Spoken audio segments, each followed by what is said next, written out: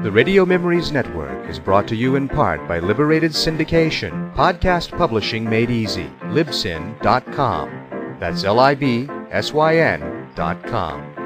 Welcome to the Old Time Radio Network Adventures. What adventures awaits our heroes? Let's go back to the early days of radio and our imaginations to our featured presentation. Stardust by Neil Gaiman tells the story of being challenged to retrieve a fallen star by the beautiful Victoria Forrester, to whom he has lost his heart. Tristram Thorne leaves his home in the sleepy English village of Wall and crosses into the mysterious and magical land of Faerie. But when Tristram locates the fallen star, he discovers it is no mere meteorite, but an injured young woman, Yvain. Tristram, however, is not the only person to have seen and be in pursuit of the fallen star. Deep in Faerie, Morwaneg the Witch Queen is also hunting the star, whose heart she plans to cut out to restore youth to herself and her sisters. High on Mount Huon, Primus, Tertius and Septimus, the three living heirs to the realm of Stormhold, seek out the star to claim the right to their recently deceased father's kingdom, and each will stop at nothing, not even murder, to ensure they are the only brother left in the running for the throne. With Yvain's life in danger, she and Tristram find themselves embarking on an extraordinary adventure, full of danger and intrigue as they flee across Faerie. Encountering little hairy men, witches, and lightning-hunting sky pirates along the way, Tristram is about to uncover the secret to his own identity and a fate beyond his wildest dreams at his journey's end. On a forest road deep in the world of Faerie, the Lord Primus casts the rune stones that will tell him where to find the topaz which will make him lord of his father's kingdom. If his surviving brother Septimus does not find and murder him first. Whomsoever carries the power of Stormhold is moving into these mountains. I can intercept them there. High above him, the Witch Queen Morwaneg pursues the same quarry. Not for a precious stone. She wants to cut out the living heart of a freshly fallen star and take it back to her sisters, so all three will once more be young. Yes, I'm right. The star comes this way.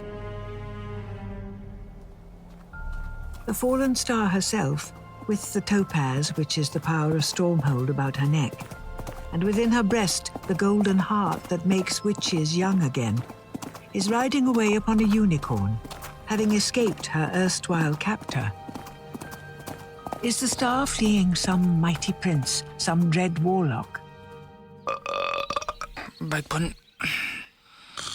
No, it is a lad from the world of humans, Tristram Thorne. Fast asleep. Morwaneg the Witch Queen sharpens her knives. Knives with hilts of bone and blades of volcanic glass. Sharp enough for my guest. Now, to prepare a welcome with what little I have to hand. You, goats, you will become an innkeeper, and you a potmaid. Your servant, ma'am. But where is our inn? Morwaneg moves to the goat cart, and for a while, she gestures at it without result.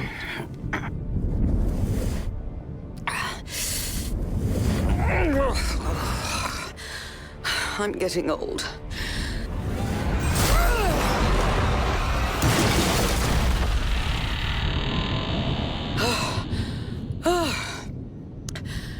That's better.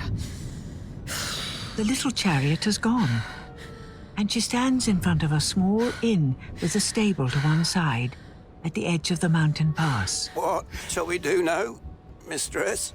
My quarry is riding this way. We simply have to ensure that she will come inside. You are Billy, the owner of this tavern. I shall be your wife. And this dull-eyed girl is Brevis, the potmaid. Come.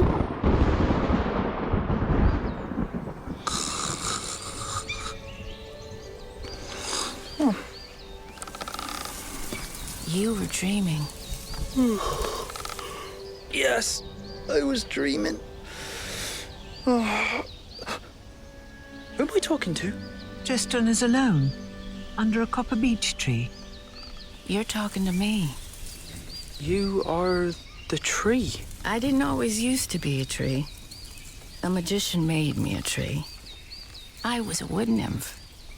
Well, I do not know what you are like as a wood nymph, madam, but you are a magnificent tree. I was pretty cute as a nymph, too. I'm sure. I had a dream last night, too. In my dream, Pan was walking through this forest. He owns all of this. And in my dream, he came over to me and told me you had come on a quest, and that you had captured a star on a chain. She was sad. And Pan told me to help you. Me? And I woke up, and there you were, fast asleep with your head by my trunk, snoring like a pigwidgeon. What kind of help did Pan say you should give me? Well, first I must make something clear. Please do.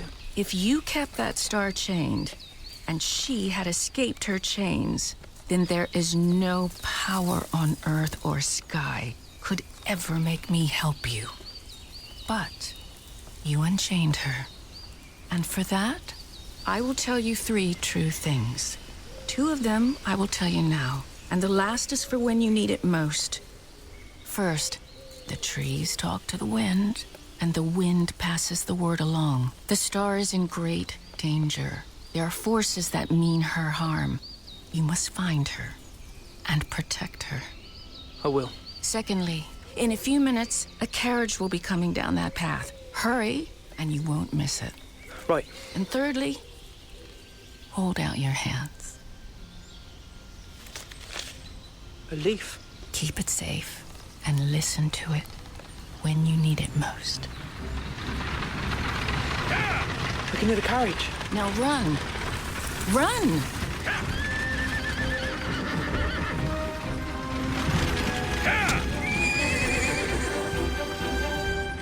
The coach, of course, belongs to the Lord Primus, travelling hard. But the copper beech tree has whispered to its neighbours, and Tristram will have his chance to catch up with it. Whoa! Whoa there!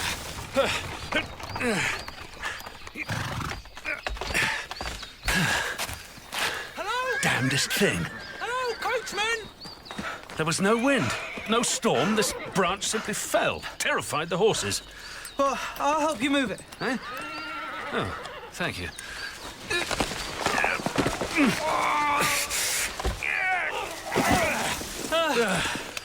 There. Sir, would you give me a ride through the forest? I do not take passengers. But without me, you'd still be stuck here. Well, perhaps there will be more fallen branches to move. You can sit up front on the driver's seat beside me. Keep me company. Thank you. Yeah.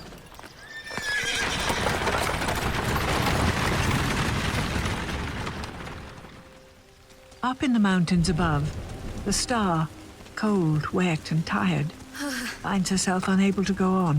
I can ride no more, dear unicorn. I'm soaked to the skin.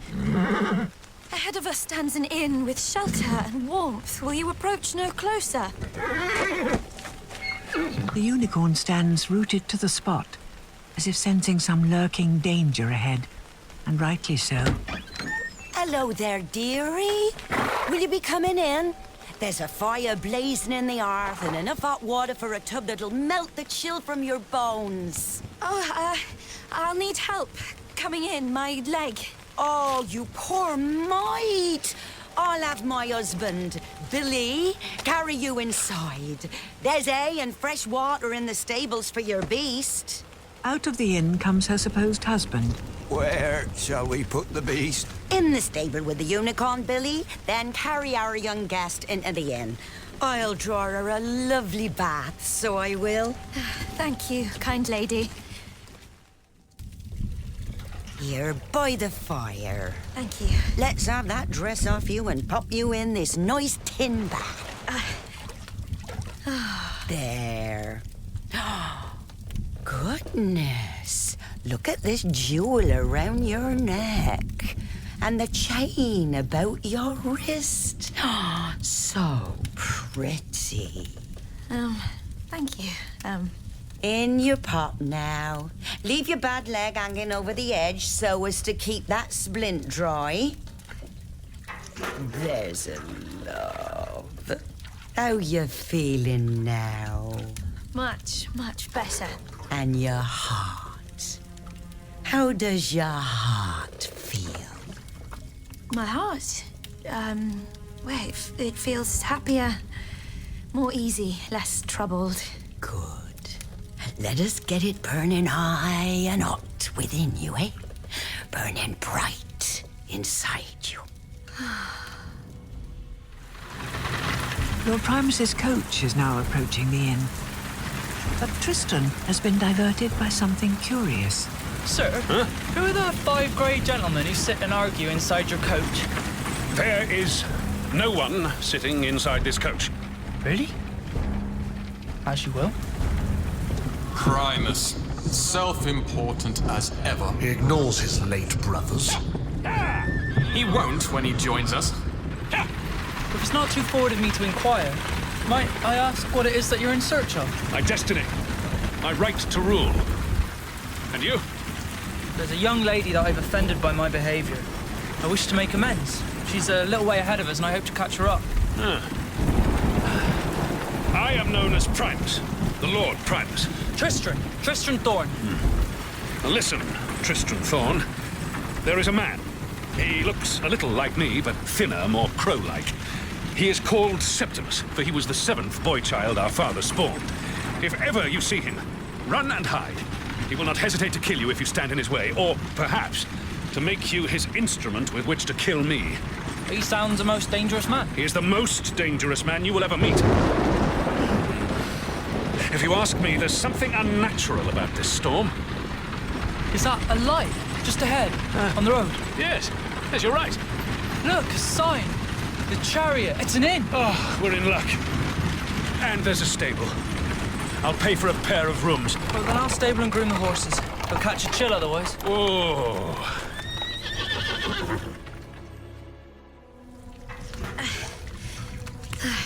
That bath was so warming, thank you.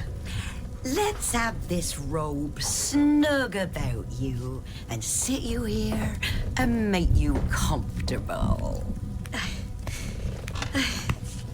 Oh, goodness. Such sharp-looking knives.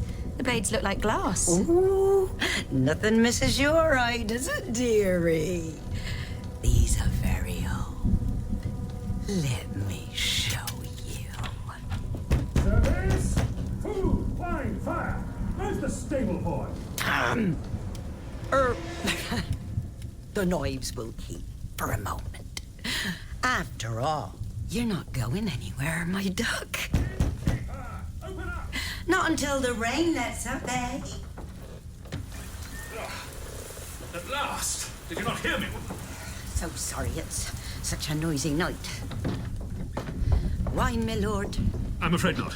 Until the day I see my brother's corpse cold on the ground before me, I shall drink only my own wine and eat only food I have prepared myself. So, if I might trouble you to put this bottle of mine near the fire to take the chill from it. Now, I have a companion on my journey who is attending to the horses. He has sworn no such oath, and I'm sure that if you could send him a mug of burnt ale, it would help to take the chill from his bones. I'll pay. I'll send the pot maid. Brothers! The maid enters, pale, dull-eyed, and faintly goat-like. Yes, Mum? A burnt ale to the lad in the stable, and be quick about it. Yes, Mum. Out in the fetid stable, Tristram grooms the horses. Oh, still, you brute. I can't get you dry if you shift about so. Burnt ale, sir? Oh, thank you. Here, I'll take it. You have another guest? I can hear a 5th horse in here. Funny-looking horse, if you ask me. Hey now, lad. Let's be seeing what your problem is. Tristram is about to receive 2 surprises. One is pleasant. Settle down, fella. See if I cannot find warm oats and bran for... Unicorn! The star is here. She's the other guest. Well, let me back past so I can go and speak with her. The unicorn blocks his way, sniffing at the pot he carries. What is it? Is something wrong? Tristram's second surprise would be deadly, save for the unicorn's presence. No, that's my ale. No! The unicorn puts the tip of his horn into the ale pot. No! Oh.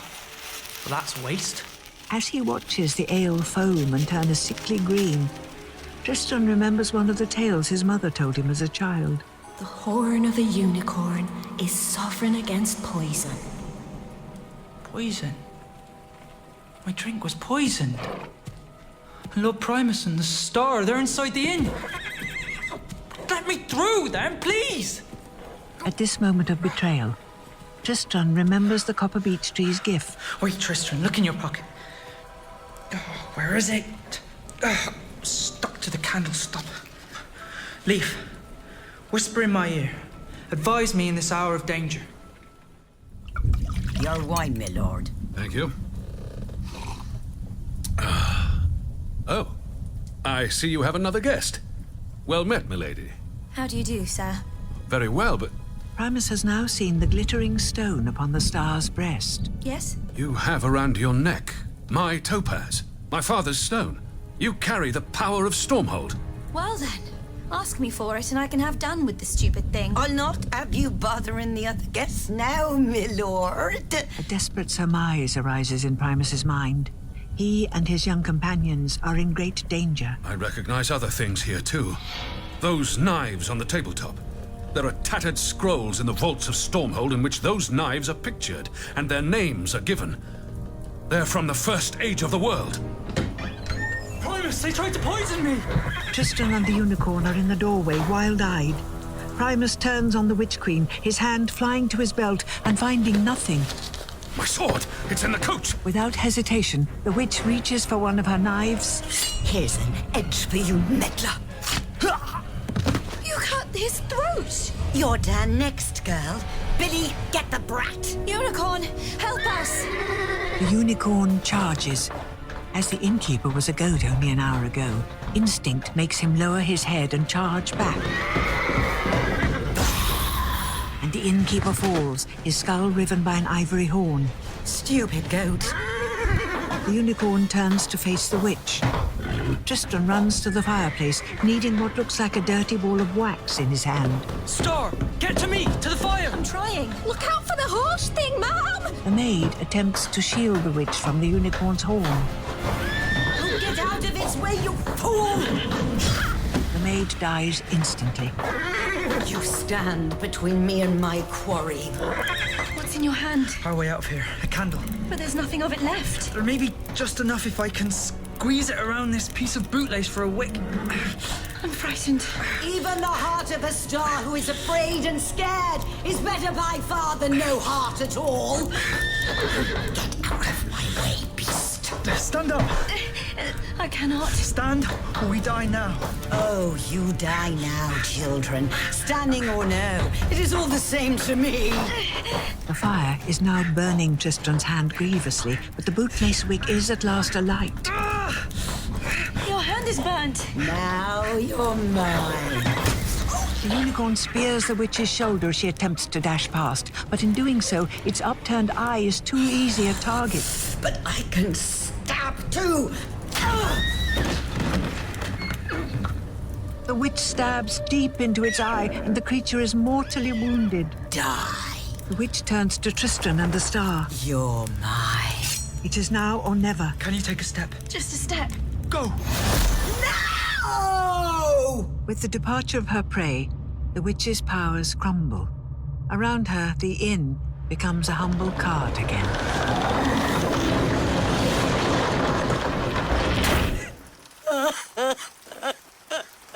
And Morwanig, the Witch Queen, eldest of the Lilim, is alone. Bar some horses, a coach, and the corpses of a man, a boy, a goat, and a unicorn. At her feet, a pool of rainwater has mixed with the blood of the unicorn. Within it, the faces of her two sisters look up at her with contempt. Where is the star? What have you done with her? I came so close. You took the last of the youth we had saved. You squandered it. I cannot find her in my mind.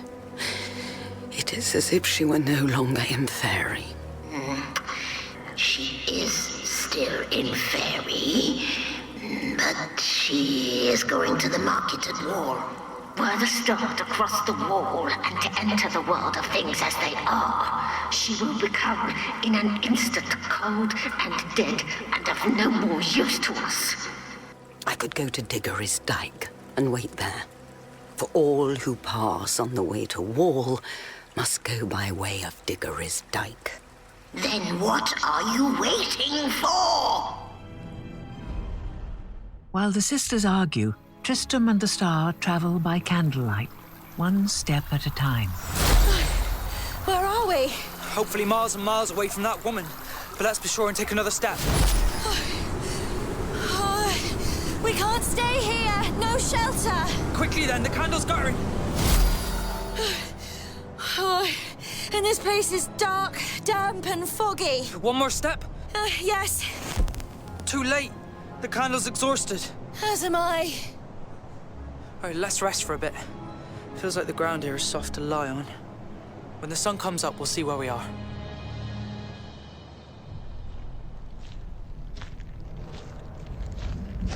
What is this? Back on the mountain road, where the Witch Queen stood not long ago, a tall, dark, angular man stops and surveys the corpse of a man in his middle years, face down, dressed in dark clothes. Ah, Primus. Your throat, expertly cut. The ghost of Primus, standing with his 5 grey and transparent brothers, watches grimly, with no satisfaction. I was ready for you, Septimus, but not for the witch. I know I must revenge this sad carcass and all for the honor of our blood and the Stormhold. But then I shall assume the title I now legally inherit, and you will still be dead. Septimus would do well to remember the proverb which warns against relying upon the numerical value of unhatched chicks. Popinjay. Oh, I can't hear your impotent curses, Primus, but I can imagine them. Oh, what's this in your pocket? Thank you for the runestones, my brother. They will help me find your killer. Best foot forward.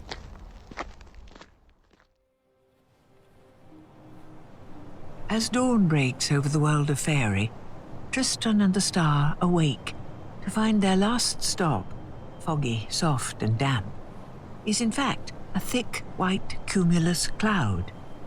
Tristan pushes his burned hand as far as he can down into it. The cloud cools a little of the pain. What now? I'm afraid I've made rather a mess of everything. I hate you. I hated you for everything already, but now I hate you most of all. Now that you've saved my life, you are, by the law of my people, responsible for me, and I for you. Whither thou goest, there I must go, if it kills me. Perhaps we could start all over again. Just pretend it never happened. Here now, my name's Tristram Thorne. Pleased to meet you. Oh. Very well. My sisters called me Yvain, for I was an evening star. We're a fine pair. You with your broken leg, me with my hand. There's no food, no water. We're half a mile or so above the world with no way of getting down and no control over where this cloud is going. You forgot the bit about clouds vanishing into nothing. They do that. I could not survive another fall. You know, I've been thinking, after we've got you back to Wall, to Victoria Forrester, perhaps we could do what you need. What I need?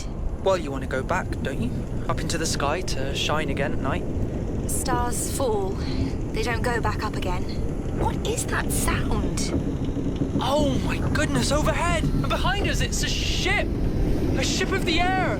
Ahoy there! Ahoy! Hello! Fellas in need of assistance! Yes, in need of assistance! Righto, get ready to grab the ladder! Handsomely now! My friend has a broken leg and I've hurt my hand! Just get out and hold tight! We can pull you up! Got it? Yes! Ready! All, bullies, all! 6, 3, hold tight! I am! 3, 2, 6, fast all in, you lot! Let 'em down Gentle now, and belay! That was wonderful. Thank you. Welcome aboard the free ship, Perdita. Out to the northern harbours on a lightning hunting expedition. Captain Johannes Alberic, at your service. Oh, we are very... Maggot! Maggot, blast you, where are you? Aye, I'm coming! Keep your beard on. Maggot will see to your leg and your hand. We eat at 6 bells. Lightning cloud on the port beam, Gavin! Bring her into the wind, break out the mainsail, conduct evaders. Wake up, you lubbers! Where do you think you are? Sitting in a dinghy?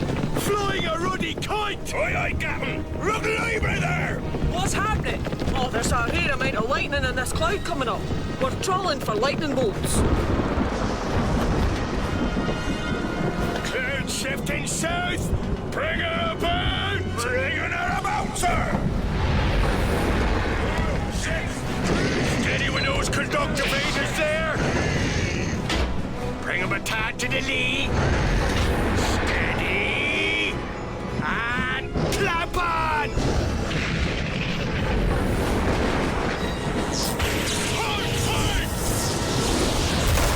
We got it, sir! Happy away! Oh, that was a good one! Good work, bullies. That'll be double grog all round at suppers.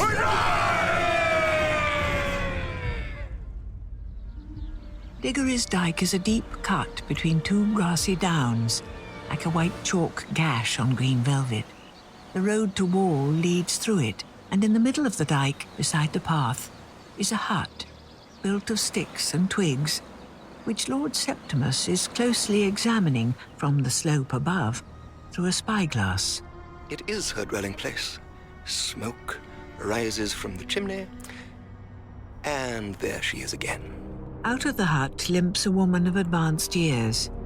During the last few hours, Septimus has noted how she stops every traveller that journeys through the dyke to pass the time of day. This woman slit Primus's throat, I'm certain of it. Septimus is one of nature's poisoners, and while he contemplates leaving a steaming pie at the door to her house, made of lethal baneberries, he soon dismisses this as impractical. No oven. But I do have a box of lucifers and a flask of brandy. It is past the mid-hour of the night, moonless and dark, when Septimus creeps up to the hut. Steady. He listens at the door.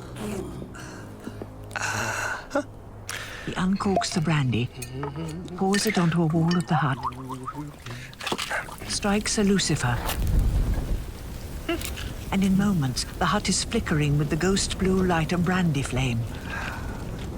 Some way off, in the leaping shadows thrown by the fire, Septimus's dead brothers watch with interest. It is a reasonable plan. Once he has killed her, he can go on to obtain the power of Stormhold. He has to find the girl who was wearing the stone first. Soon the little hut is an inferno. Burn, witch! It is now so warm that Septimus has to step backward away from the heat. Then he feels a sharp, stabbing pain to the heel of his foot. Oh, damn it! He turns and sees a small, bright-eyed snake crimson in the fire's glow, its fangs sunk deep into the back of his boot. Blast you! The little creature pulls back and loops at great speed away behind one of the white chalk boulders. As the poison sweeps through his system, Septimus's muscles clench and he is immobile. And it is now that the old woman emerges from behind the boulder where the snake went and walks to him.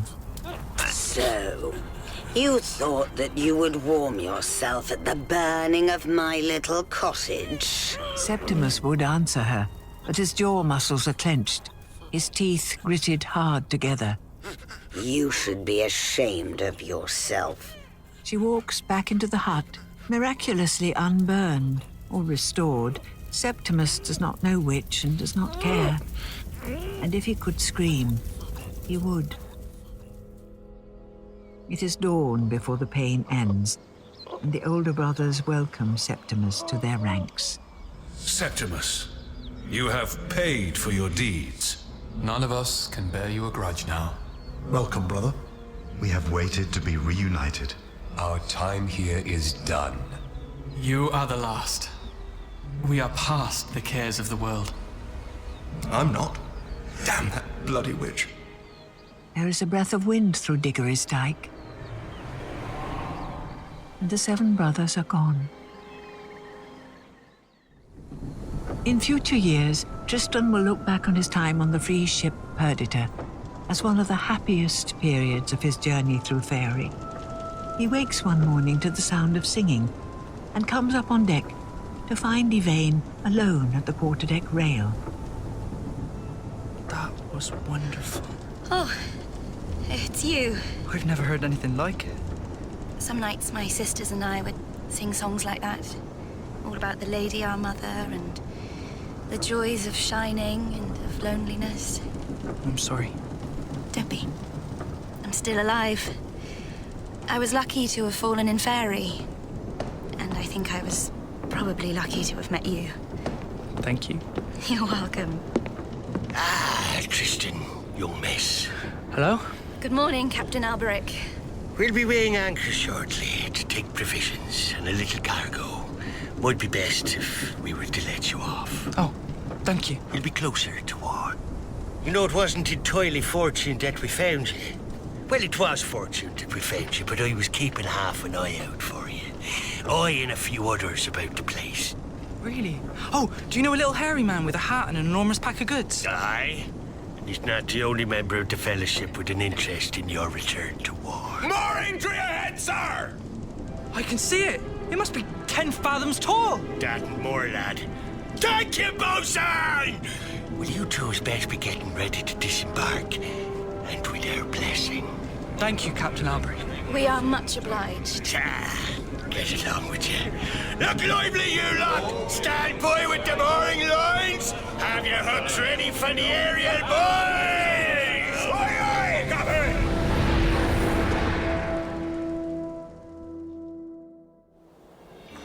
It is many days of walking for Tristan and the star before the mooring tree disappears over the horizon.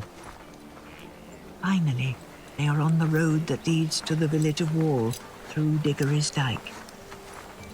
And something bright catches Yvain's eye. What's that fluttering in the hedgerow? It's very colourful. It's a bird. It's trapped or something. It's a silver chain attached to its foot, tangled in its briar.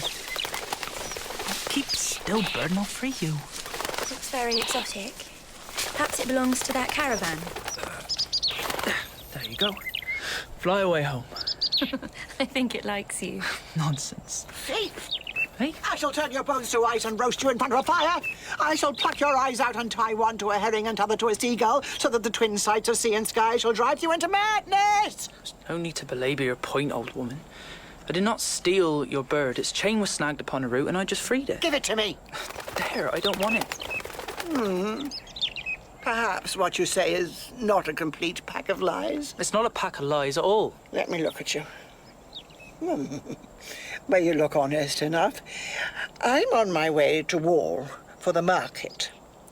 I'd welcome a boy to work my little flower stall. I sells glass flowers. What do you say? What do I say? Say you accept and we can ride in her caravan. Look. Don't just stand there like a dumb thing. Speak! I've no desire to work for you at the market, for I have business of my own there. However, if we could ride with you, my companion and I are willing to pay for our passage. What companion? Tristan, she can't see me or hear me. Whatever. Passengers are no use to me. Just more weight for faithless and hopeless to pull. Well, I'd pay you. You sell glass flowers, you say. Would you be interested in this one? Where did you get that? Give it to me! Give it to me this instant! On the other hand, it occurs to me now that I would be better off keeping the flower, and my companion and I can walk to Wall. Tristan, look. The bird recognizes the flower. You've stumbled upon something here. No need to be hasty. I'm certain that a deal can be struck between us. It would need to be a very fine deal with guarantees of safe conduct, and that you will do us no harm and give us board and lodging upon the way.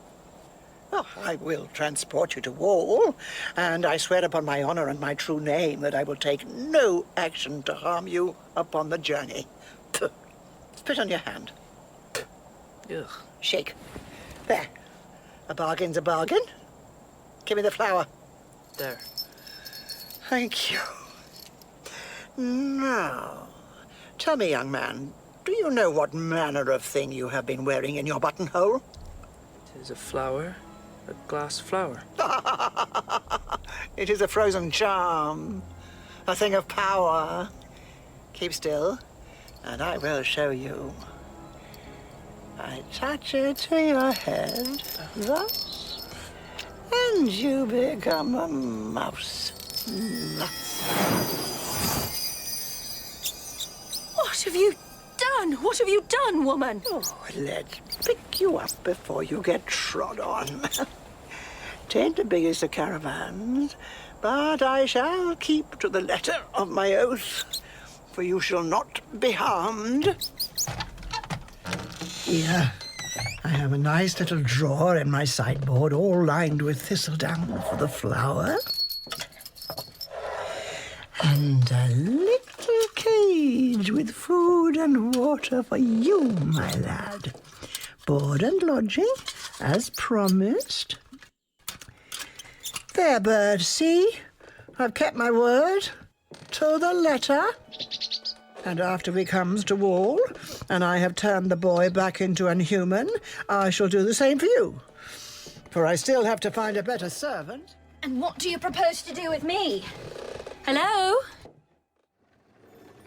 Presently, Madame Semele's caravan lumbers through the chalk cart of Diggory's dyke. In front of a soot-blackened wooden hovel, a bent old woman waves it to a halt. Whoa, whoa. The woman's hair is white as snow, her skin is wrinkled, and one eye is blind. Good day, sister. What happened to your house? Young people today. One of them thought it would be good sport to fire the house of a poor old woman. He learned his lesson soon enough. They always learn, and are never grateful to us for the lesson. There's truth for you.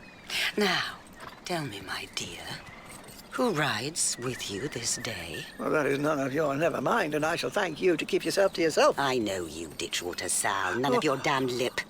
Who travels with you? For the spell of honesty you placed upon me when we last met, I now place upon you. There are the two mules who pull my caravan.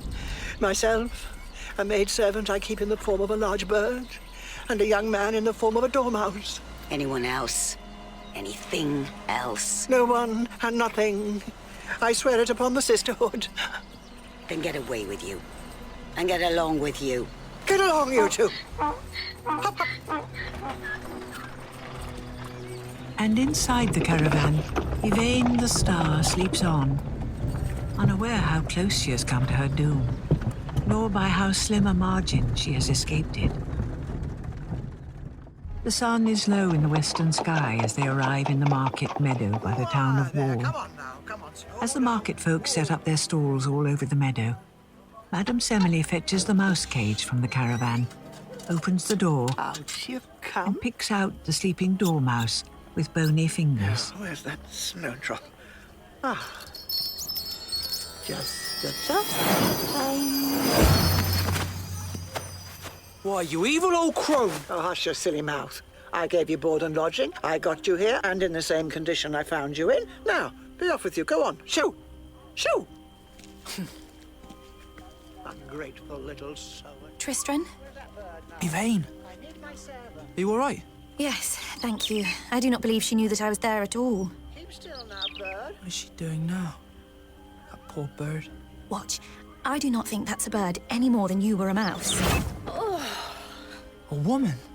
Lost. Come along, girl. So that is the bird's true form. Help me set Ears like a cat. Yes, mistress. And those violet eyes, they seem familiar. But she still wears the chain that the bird wore.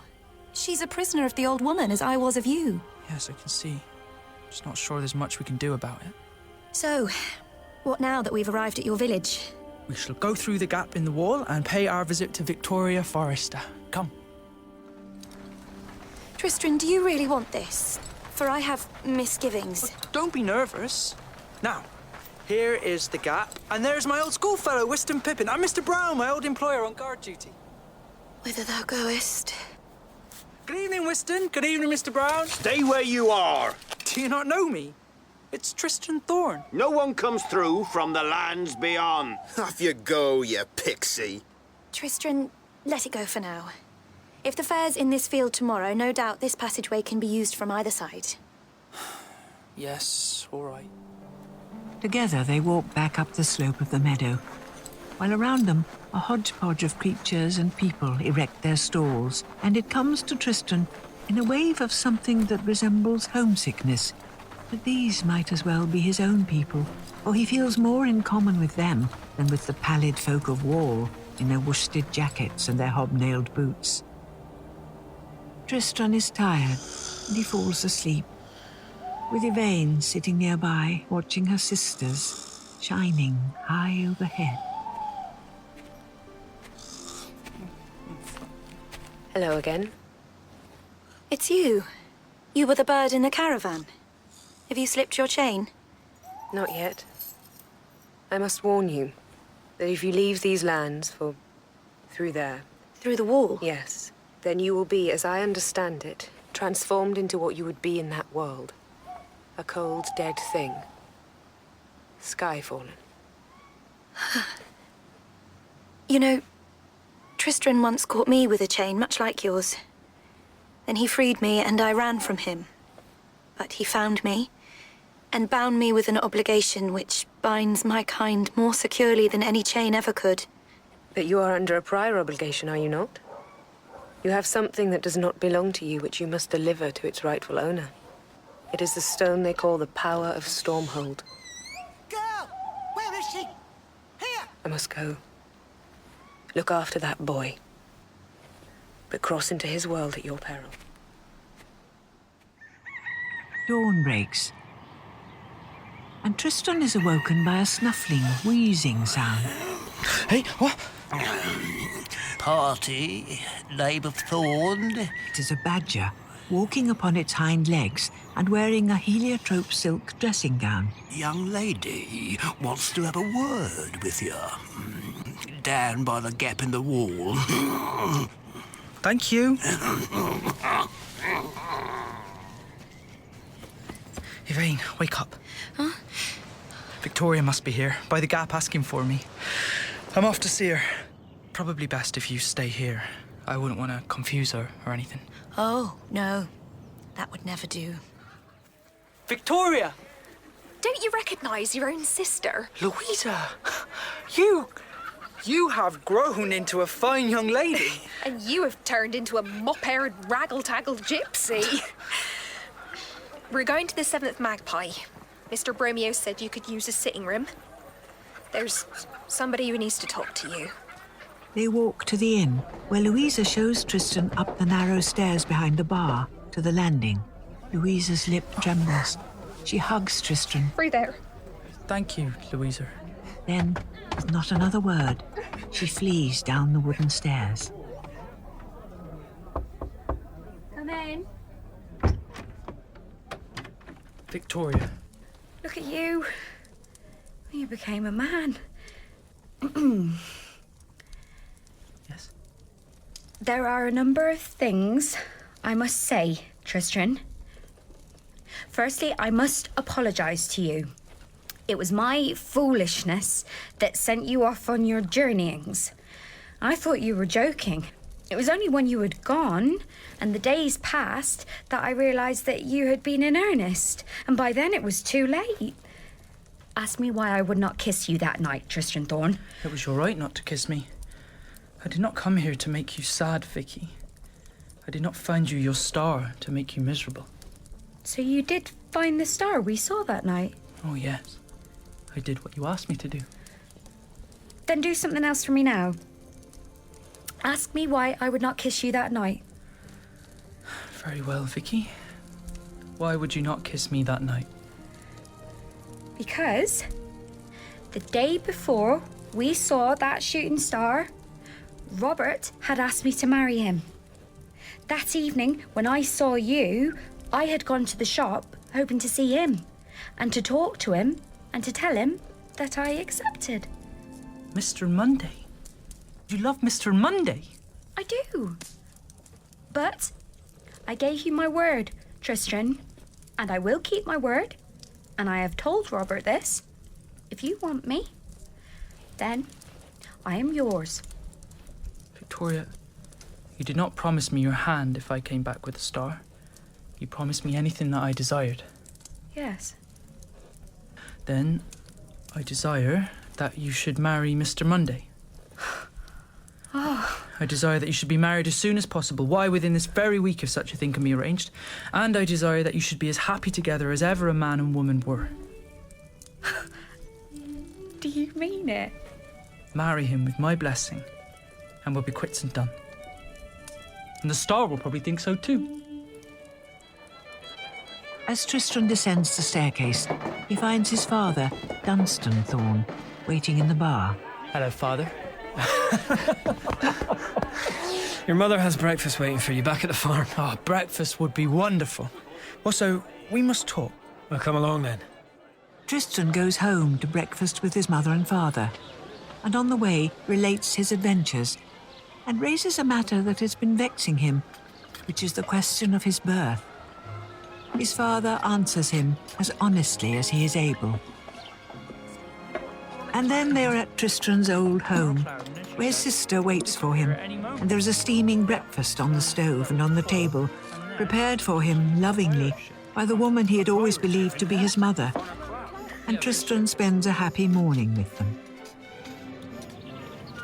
In the market fair meadow, the star sits upon the meadow grass and stares across at the gap in the wall to the village beyond it, where Tristram went and has not returned.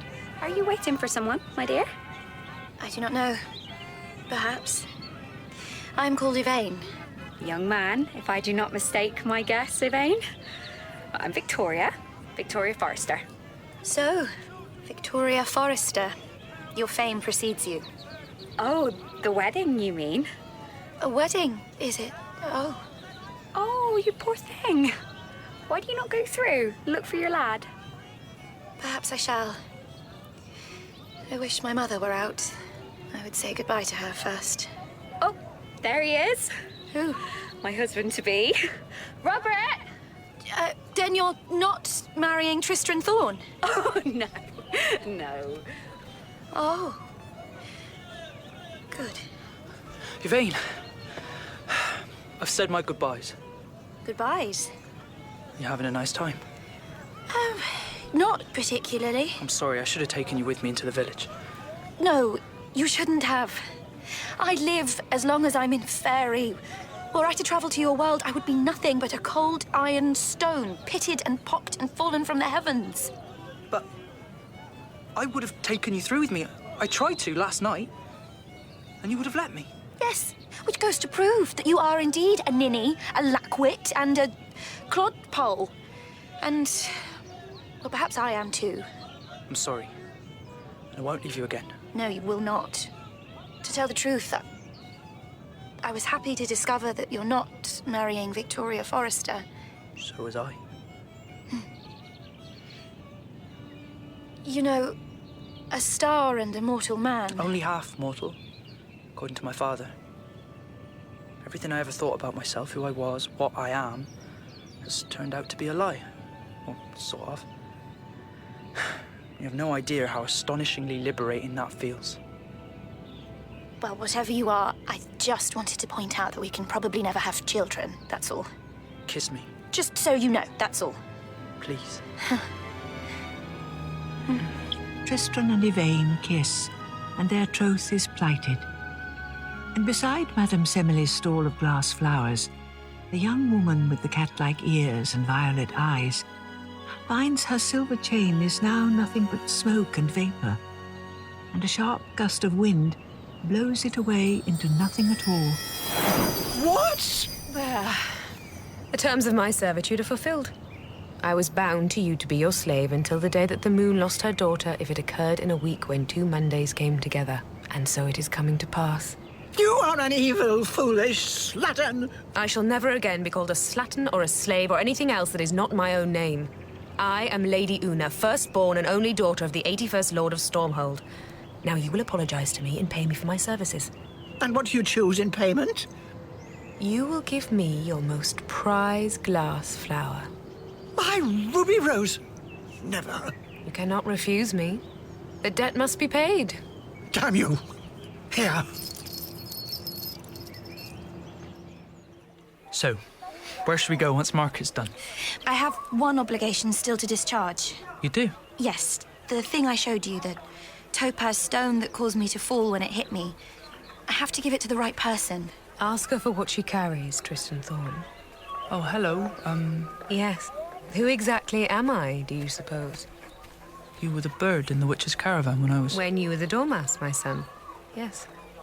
But now I have my own form again, like you, and my time of servitude is over. Ask Yvain for what she carries. You have the right. Yvain, Yes. will you give me what you are carrying? Here. I gladly give it. That stone was your grandfather's, Tristan. It is the power of Stormhold. You are of the blood, and now all of your uncles are dead and gone. You are the last of the line of Stormhold, on your mother's side. But I have no wish to be a lord of anywhere or anything. Except perhaps my lady's heart. This lady's heart. Since you were born, Tristan Thorn, I have not demanded one thing of you. And now, the first simple request that I make you say me no? Is that any way to treat your mother? No, mother. Might I have the honor of knowing what you are called, my lady? I am the Lady Una of Stormhold. And this ruby rose was my payment for more than 60 years of servitude. I plan to barter it for a palanquin to take us back. And perhaps an elephant. Nothing says get out of the way quite like an elephant. No, mother. No? No. You may travel by palanquin and elephant and all that if you wish to, but Yvain and I will make our own way and travel at our own speed. Won't we, Yvain? Yvain? How now, dearie? Stop a while here under the trees and talk. About what? I came here to fetch your heart back with me. Is that so? I nearly had it at that. Up in the mountain pass. Do you remember? That was you. You, with the knives. But I squandered away all the youth I took for the journey. And now, I am older than I have ever been. If you touch me, lay but a finger on me, you will regret it forevermore. No. I can no longer find you in my mind, you see. Could it be that the heart that you seek is no longer my own? In what way? I have given my heart to another. The boy, the one in the inn with the unicorn. Yes. He will break it, or waste it, or lose it. They all do. You should have let me take it back then. My sisters and I could have been young again. I hope that your sisters will not be too hard on you. My sisters will be harsh, but cruel. You have a good heart, child. A pity it will not be mine.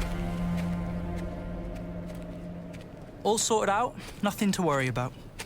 I had to promise the Lady my mother, that we'd get to Stormhold sooner or later, but we can take our time on the way. There's so many places we've not yet seen, so many people to meet, not to mention all the wrongs to right, villains to vanquish, sights to see. And she acceded to this? In the end, who was that old biddy? She seemed a bit familiar. Was anything wrong? Whatever was wrong, everything is right now. Oh, good. We can go. Don't you want to spend more time with your family? No. I said my goodbyes to them, including both my mothers. So, shall we walk together? Yes, please.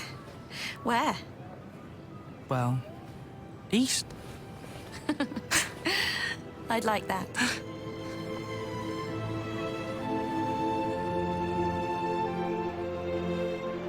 And here, at the end of our tale, I must make a confession. I have always been partial to a palanquin. In all the years of my abduction by the witch, when she trapped me in the body of a brightly coloured bird and made me serve her. I dreamed nightly of returning to Stormhold, restored as the Lady Una, long lost and believed to be dead, riding in a palanquin with bearers and outriders and an elephant in the procession through cheering crowds. And so it came to pass.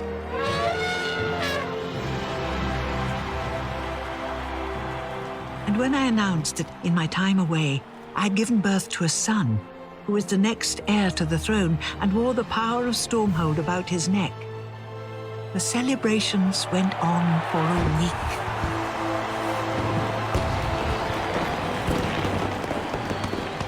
week. It was 8 more years before 2 travel-stained wanderers arrived in the lower reaches of the Stormhold proper, dusty and tired.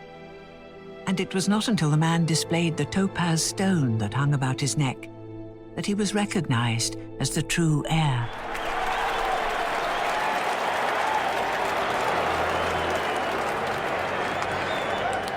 After the investiture and celebrations, the young 82nd Lord of Stormhold got on with the business of ruling. He and his wife, the Lady Yvain, were happy, not forever after, but for a long while. And when death came in the night and whispered her secret into his ear, he nodded his grey head and said nothing more. And his people took his remains to the Hall of Ancestors, where they lie alongside mine to this day. Yvain became the Lady of Stormhold and proved a better monarch in peace and in war than any would have dared to hope. She does not age as her husband aged. Her eyes remain as blue, her hair as golden white, and she walks with a limp to this day. Each night, when the duties of state permit, she climbs alone to the highest peak of the palace, where she stands and stares upward into the dark sky and watches with sad eyes the slow dance of the infinite stars.